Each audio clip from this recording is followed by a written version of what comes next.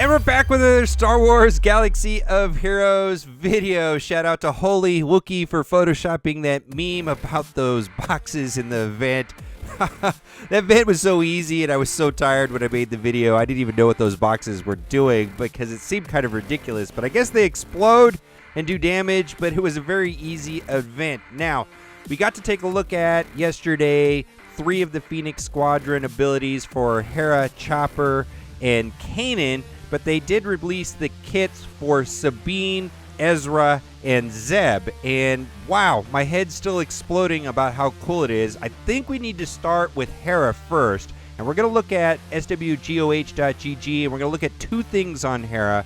The first thing we're going to look at, of course, is her leadership ability. It says each active Phoenix ally grants their unique ability to other Phoenix allies. In addition, whenever a Phoenix ally uses special ability, they gain 20% turn meter if Hera's active. The effect is doubled for Phoenix allies with less than full health. So there's turn meter gain right there.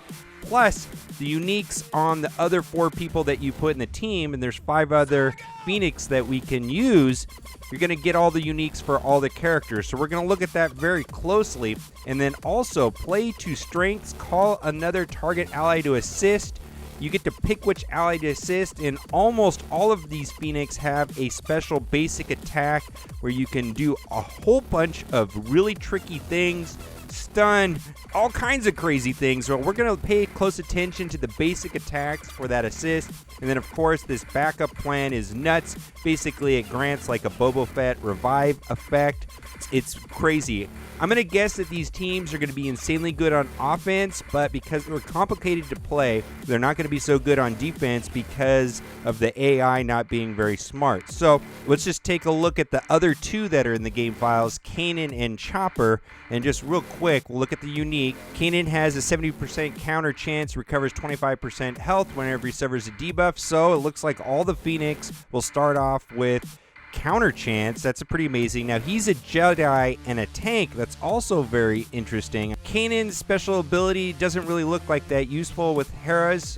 We'll go to Chopper. Chopper has pretty cool unique. It says at the start of his turn, Chopper recovers 15% of his max health. In addition, whenever he is damaged by an attack, he gains protection up if he doesn't have protection up. So everybody's going to be getting max health every turn. If they do get attacked, they're going to get protection up for 15%, and they're going to have counterattack. Wow, nuts crazy.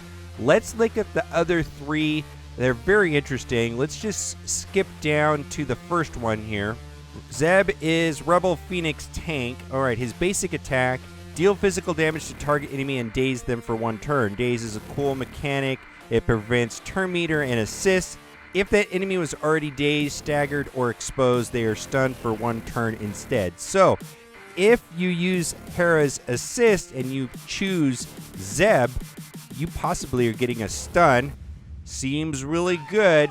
Special ability, first one is called Staggering Sweep. Deals a physical damage to target enemy and stagger them for 1 turn.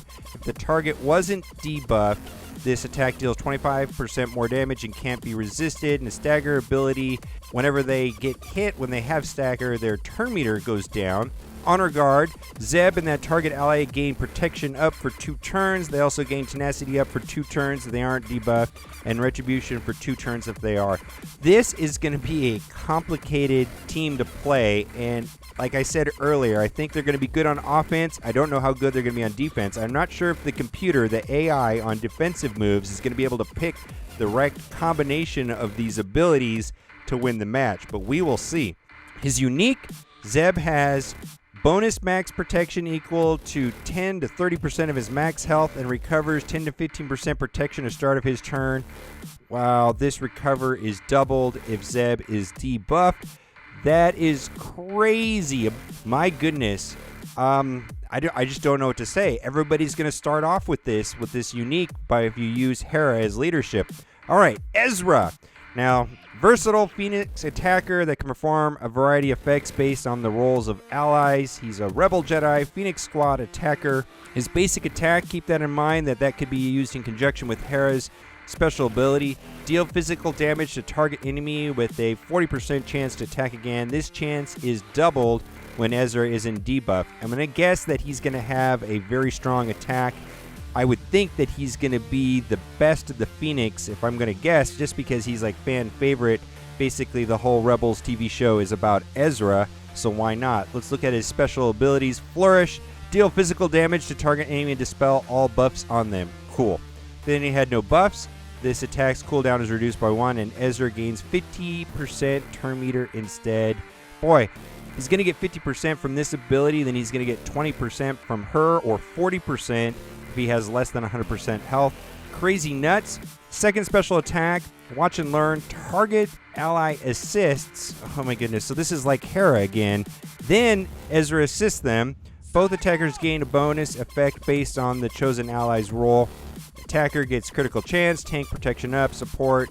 You get turn meter, so you can choose the basic attack based on what you're attacking against to get some sort of special bonus. Sounds complicated, but unbelievably good. Now, here's the unique, and everybody's going to get this unique with the Hera lead. Extra offense at the end of his turn, stacking for a maximum of 40%. This bonus is reset when Ezra is defeated. Nuts. Head is still exploding from all of this goodness. Okay, Sabine. Now, I want to say this before we get into the boom, is that they talk about the darksaber strike, and I want to talk about why that is very important.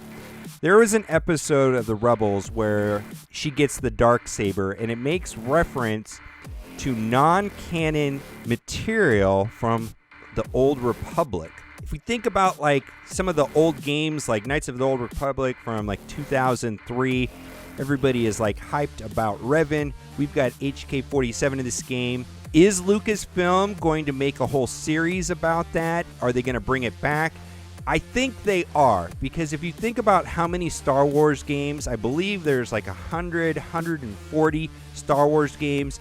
Probably the best Star Wars game ever was Knights of the Old Republic, and there's just so much good content in it. That happened about 4,000 years before the current movies and things like that. But this darksaber was from that era. Are they going to bring it back? Are they going to make movies? Are they going to make TV series about it?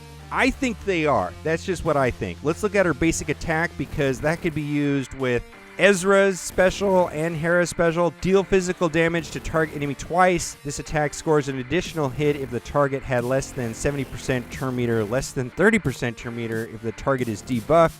Hits after the first deals 75% less damage. Boy, that could be nuts. You just choose the right hero to go against based on how much turn meter they have, and if they're debuffed, she's going to hit a bunch of times. Crazy. Darksaber strike. Deal physical damage to target enemy and reduce their armor by 50% for the rest of the battle. Wow. This is stacking. Can't be resisted, but is halved against units with the fearsome foe ability. Okay, so that is talking about the raids then. All right, let's go down to her next special ability is Demolish. Deal physical damage to all enemies, then expose and stagger target enemy for 2 turns. This attack can't be countered or evaded. This just sounds so broken, guys. It sounds really, really good. I know a lot of people are going to be screaming power creep. I don't know. I wonder if these heroes are going to be effective at 3 and 4 stars. I know I'm going to get them to 3-4 stars and play around with them in future videos just because they look like so much fun to play. You're really going to have to think when you play them, that's for sure.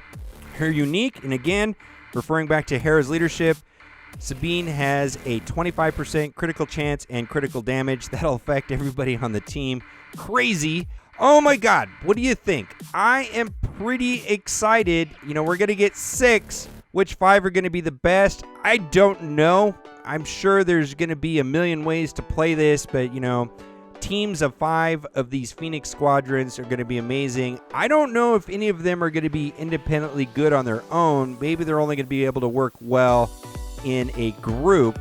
And I got to tell you, it'd be kind of fun also to play when you bring in an ally assist. Maybe we'll get a chance to play with all 6 of them at once. I think that'll be nuts.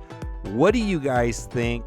What do you think about that box? What do you think about more Rebels into the game? I don't know. I'm kind of an Empire fan. I don't think we need any more Rebels, but I really like the TV show, and I hope they come out with like Callus and Thrawn and Governor Price and all of the Inquisitors, the bad guys from the show.